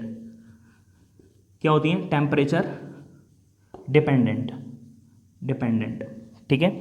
आगे डिस्कस करेंगे। दूसरी क्या होती है, डिपेंडेंट, ठीक है। एक होती है टेम्परेचर इंडिपेंडेंट, टेम्परेचर इंडिपेंडेंट। अब ध्यान से देखिएगा, 2 टाइप की कॉन्सेंट्रेशन टर्म्स होती हैं। एक होती है टेम्परेचर डिपेंडेंट, एक होती है टेम्परेचर इंडिपेंडेंट। इसका मतलब क्या होता है, मैं क्लियर कर देता हूँ कि अगर हम लोग डिस्कस करना चाहें मास से रिलेटेड जितनी भी क्वांटिटीज़ होती हैं या कॉन्सेंट्रेशन टर्म्स होती हैं, वो टेम्परेचर इंडिपेंडेंट के अंदर आएगी। मैं लिख देता हूँ यहाँ पे, मास रिलेटेड क्वांटिटीज़, ठीक है, मास रिलेटेड। और जो जितनी भी वॉल्यूम रिलेटेड होती हैं, ठीक है, वो टेम्परेचर डिपेंडेंट होती है, वॉल्यूम रिलेटेड, ठीक है। अभी मैं आपको एक्सप्लेन करूँगा, टेंशन नहीं लेने का, ध्यान से सुनिएगा। कॉन्सेंट्रेशन टर्म्स को ब्रॉड कैटेगरी में डिवाइड किया है। 2 कैटेगरीज हैं, टेम्परेचर डिपेंडेंट और एक होती है टेम्परेचर इंडिपेंडेंट। वो कॉन्सेंट्रेशन टर्म्स जिसके ऊपर टेम्परेचर का इफेक्ट पड़ता है, वो हम लोग इस कैटेगरी में पढ़ेंगे।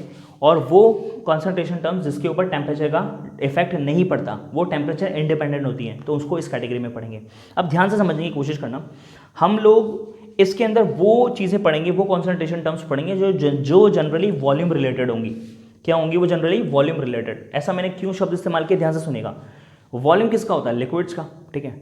अगर मैं मान लो 1 लीटर लिक्विड मेरे पास यहाँ पे पड़ा हुआ है, 1 लीटर लिक्विड पड़ा हुआ है, वॉल्यूम किसका होता है, लिक्विड का होता है। मान लो मेरे पास 1 लीटर वॉल्यूम पड़ा हुआ है, ठीक है, 1 लीटर सोल्यूशन पड़ा हुआ है, ठीक है, वो लिक्विड है। अगर मैं इस कमरे का टेम्परेचर अभी 30 डिग्री है, ठीक है, तो वो 1 लीटर वॉल्यूम जो है सोल्यूशन का 1 लीटर ही रहेगा।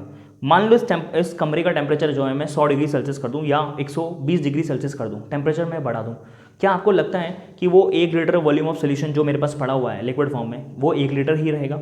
वो कम हो जाएगा, ठीक है, बहुत कम हो जाएगा। क्यों? क्योंकि मैंने टेम्परेचर बढ़ा दिया। और वॉल्यूम क्या होगा, ये वो जो लिक्विड क्या होगा, वो इवेपोरेट होने लगेगा, और वहाँ से इवेपोरेट होने लगेगा तो बहुत सारा कंटेंट जो है इवेपोरेट होकर के गैसेस फॉर्म में कन्वर्ट हो जाएगा। तो वहाँ पे जो क्वांटिटी बची कमरे के अंदर वो कम हो जाएगी।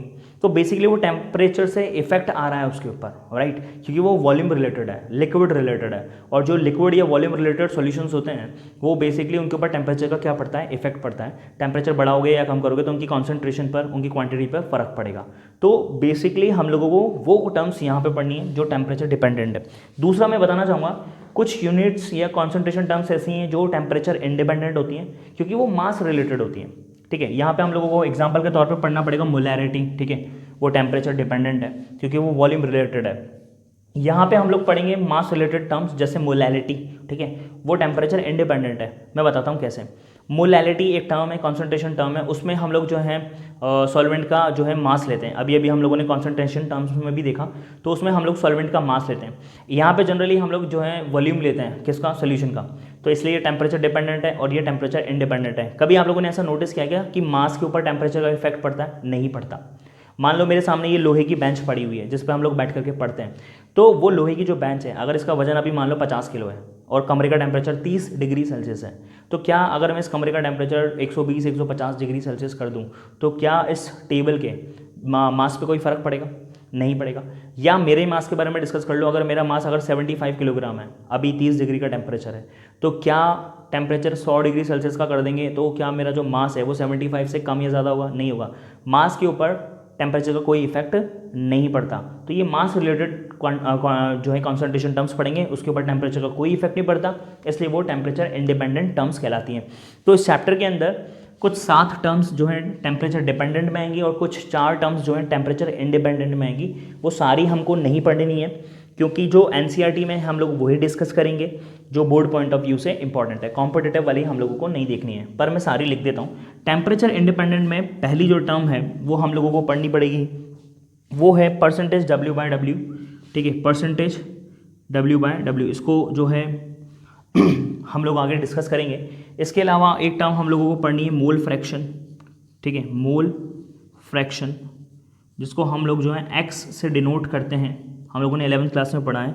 एक जो इंपॉर्टेंट टर्म है वो है मोलैलिटी, ये हम लोगों को इसमें पढ़नी है, मोलैलिटी, जिसको हम लोग जो है स्मॉल m से रिप्रेजेंट करते हैं। एक टर्म जो है वो हम लोगों को एक और पढ़नी है टेम्परेचर इंडिपेंडेंट के अंदर। W/W% देख लिया, मोल फ्रैक्शन, मोलैलिटी। एक है ppm W/W, पार्ट्स पर मिलियन W/W। तो एक टर्म हम लोगों को ये देखनी है, जिसमें से सबसे ज़्यादा जो इंपॉर्टेंट टर्म है वो है मोल फ्रैक्शन, जो कि बहुत ज़्यादा न्यूमेरिकल्स में यूज़ आएगी, वेपर प्रेशर वाले टॉपिक में यूज़ आएगी, राउट लॉ और हेनरी लॉ में। एक टर्म बहुत ज़्यादा इंपॉर्टेंट है मोलैलिटी, इससे रिलेटेड न्यूमेरिकल्स बहुत ज़्यादा बनते हैं। तो कुछ 4 टर्म्स से हम लोगों को देखनी है इस चैप्टर के अंदर। यहाँ पर भी हम लोगों को कुछ 7 टर्म्स के आसपास देखनी है, ठीक है। तो 7 टर्म्स कौन कौन सी है हम लोग देख लेते हैं टेम्परेचर डिपेंडेंट। पहली जो टर्म है वो है परसेंटेज V/V, ठीक है, परसेंटेज V/V। अभी मैं क्लियर कर दूंगा ये क्या है। दूसरी हम लोग को देखनी है परसेंटेज W/V, ठीक है। ये हम लोग आज जो है ये 2 टर्म्स क्लियर करेंगे, परसेंटेज V/V और परसेंटेज W/V। इसके अलावा हम लोगों को तीसरी टर्म यहाँ पे देखनी है मोलैरिटी। ये बहुत इंपॉर्टेंट टर्म है, ठीक है, इससे रिलेटेड क्वेश्चन आते हैं। मोलैरिटी, ये ठीक है, मोलैरिटी जिसको हम लोग कैपिटल M से रिप्रेजेंट करते हैं। इसके अलावा जो है इसमें हम लोगों को अगली टर्म देखनी है, वो देखनी है नॉर्मैलिटी, ठीक है, नॉर्मैलिटी, ठीक है, नॉर्मैलिटी, इसको कैपिटल N से रिप्रेजेंट करते हैं। और एक टर्म जो है वो बेसिकली क्या है, फॉर्मेलिटी, ठीक है, फॉर्मेलिटी, जिसको हम लोग जो है कैपिटल F से रिप्रेजेंट करते हैं।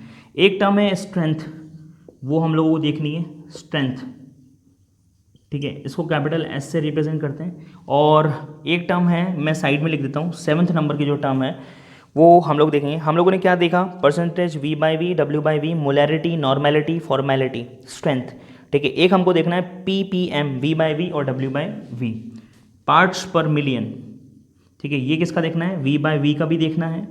एंड ppm हमको किसका देखना है, पार्ट्स पर मिलियन, पार्ट्स पर मिलियन, ठीक है, W/V। तो ये कुछ 7 टर्म्स हैं जो बेसिकली हम लोगों को टेम्परेचर डिपेंडेंट के अंदर देखनी है, और कुछ 4 टर्म्स हैं जो टेम्परेचर इंडिपेंडेंट के अंदर हम लोगों को देखनी है। अगर मैं बात करना चाहूँ तो ये टर्म सारी की सारी जितनी भी है NCERT में है तो सारी पढ़ेंगे। यहाँ पर अगर मैं बात करूँ तो पहला दूसरा NCERT में है, थर्ड NCERT में है, ठीक है, 5th जो है नहीं है, ठीक है, एक्चुअली 4th भी नहीं है, 5th भी नहीं है, 6th भी नहीं है, बट हम लोग चारों में से इन तीनों में से जो है नॉर्मैलिटी और स्ट्रेंथ को देखेंगे, क्योंकि ये छोटे छोटे टॉपिक हैं, ठीक है, और ये कहीं ना कहीं काम आते हैं, तो ये हम लोग देखेंगे। फॉर्मेलिटी को हम लोग स्किप कर सकते हैं, कॉम्पिटिटिव पॉइंट ऑफ व्यू से है, तो एक्चुअली तीनों नहीं है, बट हम लोग ये 2 देखेंगे, छोटे हैं, फॉर्मेलिटी को हम लोग स्किप कर देंगे। इसके अलावा ये NCERT में दे रखा है ppm, V/V एंड W/V, तो हम लोग ये देखेंगे। आई होप आपको पता चल गया होगा कि हम लोगों को क्या क्या इस कॉन्सेंट्रेशन टर्म्स को इस चैप्टर के अंदर पढ़ना है। दूसरा सबसे इंपॉर्टेंट बात बताऊंगा कि इसमें से न्यूमेरिकल क्वेश्चन कैसे बनते हैं। डायरेक्ट तो पूछ ही सकता है कि ये फाइंड आउट करो या ये फाइंड आउट करो, और कभी कभार ये भी पूछ लेता है जो कि कनेक्शन वाले क्वेश्चंस होते हैं, इंटरकनेक्शन वाले क्वेश्चन। इसका मतलब आपको क्या देगा, मोलैरिटी देकर के नॉर्मैलिटी पूछ सकता है, ठीक है, वो इजीली हो जाएगा, हम लोग प्रैक्टिस करेंगे। यहाँ पे भी पूछ सकता है, मोल फ्रैक्शन देकर के मोलैरिटी पूछ ले, वो भी हम लोग कर लेंगे, बड़ा ईजी है। पर सबसे बड़ा प्रॉब्लम कहाँ आता है, जब आपको टेम्परेचर डिपेंडेंट दे दे और टेम्परेचर इंडिपेंडेंट पूछ ले, या टेम्परेचर इंडिपेंडेंट यूनिट दे दे और टेम्परेचर डिपेंडेंट यूनिट दे दे, इंडिपेंडेंट दे दे और डिपेंडेंट वाली पूछ ले, तब हम लोग क्या करेंगे। तो सबसे इंपॉर्टेंट चीज़ है वो हम लोग क्वेश्चन आगे करेंगे, पर मैं बता दूंगा यहाँ पे हम लोगों को मदद लेनी पड़ेगी डेंसिटी की। किसकी हेल्प लेनी पड़ेगी, डेंसिटी की। क्यों, क्योंकि ये देखो मास रिलेटेड टर्म्स है, ये मास रिलेटेड टर्म्स है, ये वॉल्यूम रिलेटेड टर्म्स है, और मास और वॉल्यूम को रिलेट करता है, इंटरलिंक करता है कौन, डेंसिटी, ठीक है। डेंसिटी का फॉर्मूला हम लोगों ने बचपन में पढ़ा है, क्या होता है, मास अपॉन वॉल्यूम, अगर आप लोगों को पता हो तो। और ये मास रिलेटेड टर्म्स है, ये वॉल्यूम रिलेटेड टर्म्स है, और दोनों को कनेक्ट करता है, समाहित करता है एक ही फॉर्मूले में, कौन, डेंसिटी, क्योंकि डेंसिटी का फॉर्मूला क्या होता है, मास अपॉन वॉल्यूम। तो डेंसिटी क्या है, बेसिकली इन दोनों टर्म्स को, मास और वॉल्यूम को अपने साथ रखता है, इंटरकनेक्ट करता है, ठीक है, डेंसिटी, क्योंकि एक ही मास है और एक ही वॉल्यूम रिलेटेड है, एक टेम्परेचर डिपेंडेंट है, एक इंडिपेंडेंट है। तो डेंसिटी के अंदर आते हैं ये दोनों, तो ये दोनों टर्म्स को कनेक्ट करता है कौन, डेंसिटी। तो अगर ऐसे कुछ क्वेश्चंस आ जाएं जिसमें टेम्परेचर डिपेंडेंट से इंडिपेंडेंट में जाना हो, इंडिपेंडेंट से डिपेंडेंट में जाना हो, तो हम लोग with the help of density, with the help of density formula हम ऐसे क्वेश्चन को सॉल्व कर सकते हैं। आगे मैं ये क्वेश्चन सॉल्व करके दिखाऊंगा, तो टेंशन मत लीजिएगा। तो आप लोग इसका स्क्रीनशॉट ले लीजिए, ठीक है, मैं साइड में हट जाता हूँ। 1 2 3, आई होप आपको समझ में आया होगा। यहाँ पर मोलैरिटी, यहाँ पे मोल फ्रैक्शन और मोलैरिटी बहुत इंपॉर्टेंट है। अब हम लोग जो है कॉन्सेंट्रेशन टर्म्स को पढ़ना स्टार्ट करेंगे, जिसमें हम लोग V/V और W/V को देखेंगे, ठीक है। तो आप लोग इसका स्क्रीनशॉट आप लोगों ने ले लिया, मैं इसको हटा देता हूँ। देखिए W/V और V/V ज़्यादा टिपिकल नहीं है, बड़े सिंपल से टर्म्स हैं, इसको अभी हम मुश्किल से 5 मिनट में कंप्लीट कर लेंगे। आप लोग NCERT ओपन कर लीजिए, NCERT में बेसिकली इसके बारे में दे रखा है डिटेल।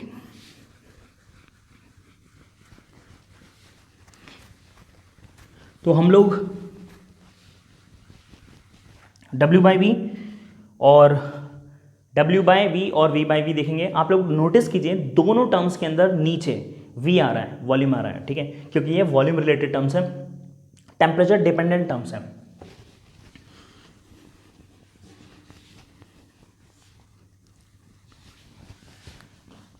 तो पहला मैं आपको दोनों साथ में करवा देता हूँ, पहली और दूसरी टर्म। पहली है परसेंटेज W/V, दूसरी टर्म है परसेंटेज, ये टेम्परेचर डिपेंडेंट टर्म्स हैं, दूसरी टर्म है V/V। बड़ी सिंपल टर्म्स है। देखो परसेंट का मतलब क्या होता है, पर सेंट, सेंट मतलब 100, पर सेंट, ठीक है, ये टर्म होती है पर सेंट, ठीक है। पर का मतलब होता है में से, सेंट का मतलब 100, मतलब परसेंट का मीनिंग क्या है, 100 में से। क्लियर है क्या? ध्यान से समझने की कोशिश कीजिएगा क्या बोल रहा हूँ। परसेंट W/V, तो परसेंट का मतलब क्या होता है, पर सेंट, पर मतलब में से, सेंट मतलब 100, मतलब 100 में से, ठीक है। परसेंट का मतलब ये होता है 100 में से, तो 100 में से हम लोग जो है इसको कंपेयर करेंगे, तो परसेंट का मतलब 100 में से होता है, यानी 100 में से कंपैरिजन होगा किनका, इन टर्म्स का, W/V का और V/V का। अब मैं आपको एक और चीज़ क्लियर कर देता हूँ कि कभी भी हम लोग जितनी भी कॉन्सेंट्रेशन टर्म्स पढ़ेंगे तो ऊपर जो नंबर आता है, ध्यान से देखिएगा, ऊपर जो भी नंबर आएगा वो सॉल्यूट को रिप्रेजेंट करेगा, ये सबसे इंपॉर्टेंट है। जो भी ऊपर नंबर आएगा किसी भी कॉन्सेंट्रेशन टर्म में अगर हम डिस्कस करें तो ऊपर जो भी नंबर आएगा वो सॉल्यूट को रिप्रेजेंट करेगा, ठीक है। दूसरा, यानी कि जो हमारा जो न्यूमेरेटर होता है, ठीक है, एक दो टर्म्स हम लोगों ने सुनी है, एक होता है डिनोमिनेटर जो कि नीचे की तरफ आता है, और ऊपर की तरफ कौन सा होता है, मेरे दिमाग से स्किप हो गया, न्यूमेरेटर होगा शायद। तो ऊपर वाली जो न्यूमेरेटर टर्म होती है, ऊपर वाली जो टर्म होती है वो सॉल्यूट को रिप्रेजेंट करेगी, और जो नीचे वाली टर्म होती है वो डिनोमिनेटर को रिप्रेजेंट करती है, ठीक है। तो ऊपर वाली टर्म न्यूमेरेटर, नीचे वाली डिनोमिनेटर को रिप्रेजेंट करती है। तो कोई भी कॉन्सेंट्रेशन टर्म अगर आप पढ़ेंगे तो ऊपर वाली जो भी नंबर होगी वो सॉल्यूट को रिप्रेजेंट करेगी, और नीचे वाली टर्म जो है बेसिकली सॉल्यूशन को रिप्रेजेंट करेगी। या कोई भी फॉर्मूला आप देखेंगे तो ऊपर वाला नंबर सॉल्यूट का होगा या सॉल्यूट को रिप्रेजेंट करेगा, और नीचे वाला नंबर सॉल्यूशन को रिप्रेजेंट करेगा। एक एक्सेप्शन है क्या, मोलैलिटी के केस में। किसके केस में, मोलैलिटी के केस में। ध्यान से देखना, ऊपर वाला टर्म तो सॉल्यूट को रिप्रेजेंट करेगा पर नीचे वाला सॉल्यूशन को रिप्रेजेंट नहीं करेगा। वो किसको रिप्रेजेंट करेगा, सॉल्वेंट को। ध्यान से देखिएगा, ये एक्सेप्शन है।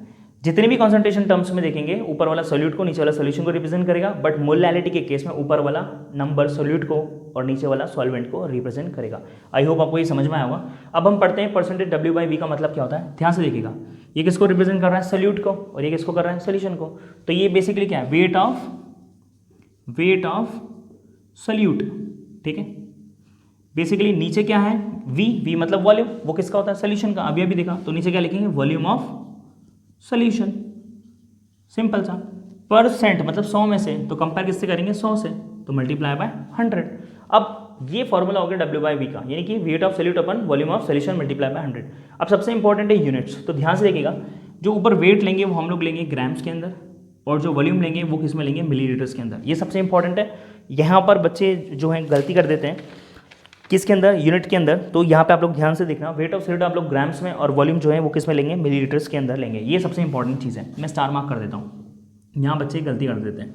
दूसरा, ये फॉर्मूला क्या होगा, ऊपर वाला किसका होता है, सॉल्यूट का, तो ऊपर क्या लिखेंगे, वॉल्यूम ऑफ सॉल्यूट, ठीक है। और अपॉन में क्या लिखेंगे हम लोग, अगेन V है तो क्या लिखेंगे, वॉल्यूम ऑफ सॉल्यूशन, ठीक है। अब ध्यान से देखिएगा, दोनों वॉल्यूम है तो इसकी यूनिट क्या होगी, ml में ही आएगी, और ये भी वॉल्यूम है तो उसकी भी यूनिट क्या आएगी, ml में ही आएगी। अगेन परसेंट लिखा है मतलब 100 में से, तो मल्टीप्लाई बाय किससे करेंगे हम लोग, 100 से। तो बेसिकली परसेंटेज W/V का फॉर्मूला ये हो गया, और परसेंटेज V/V का फॉर्मूला ये हो गया, volume of solute upon volume of solution, क्योंकि ऊपर सॉल्यूट और नीचे सॉल्यूशन को रिप्रेजेंट किया जाता है, मल्टीप्लाई बाय 100। यूनिट वेट की ग्राम में, और वॉल्यूम की जो है हम लोग जो है ml में लेते हैं। आई होप आपको ये दोनों टर्म्स जो है क्लियर हो गई होंगी, ठीक है। बाकी की टर्म्स जो है हम लोग नेक्स्ट लेक्चर में लेंगे, और आई होप आपको समझ में आया होगा। अगर ये आपको लेक्चर यूज़फुल लगा, आपको लगता है कि आपको बहुत कुछ सीखने को मिला, तो प्लीज़ लेक्चर को लाइक ज़रूर कीजिएगा। और अगर नए हैं, चैनल पे सब्सक्राइब नहीं किया है तो प्लीज़ सब्सक्राइब करें, ताकि आप तक हम लोग जो है ऐसी यूज़फुल वीडियोस और भी लेकर के आएँ और इस लॉकडाउन के पीरियड में आपका पढ़ाई का नुकसान ना हो और आप लोग घर से बैठे बैठे जो है सीख सकें और अपने आप को आगे की तरफ रख सकें। बेल आइकन पे हिट जरूर करना, क्योंकि हम लोग जो भी नोटिफिकेशन जारी करेंगे या नया कोई चैप्टर का अपडेट लाएंगे या लेक्चर अपलोड करेंगे तो आप लोगों तक ये पहुँचे और आप लोग इसको मिस ना करें। कोई दिक्कत है, कुछ आप लोगों को क्वेश्चन रेज करना है या कोई सजेशन देना है तो प्लीज़ नीचे कमेंट बॉक्स में कमेंट जरूर कीजिएगा। और प्लीज़ सबसे इंपॉर्टेंट चीज़, अगर आप कुछ भी नहीं करें तो एटलीस्ट अपने 2 या 3 दोस्तों को ये लेक्चर जो है इसका लिंक कॉपी करके शेयर जरूर करना या अपने सोशल मीडिया प्लेटफॉर्म पे शेयर जरूर करना, अपने फ्रेंड्स को बताना ताकि उनको मदद मिल सके। Thank you so much and keep watching and keep supporting us. Thank you so much, bye bye, वंदे मातरम। आप इसका स्क्रीनशॉट ले सकते हैं, आप स्क्रीनशॉट ले लीजिए इसका। 1 2 3 बाय।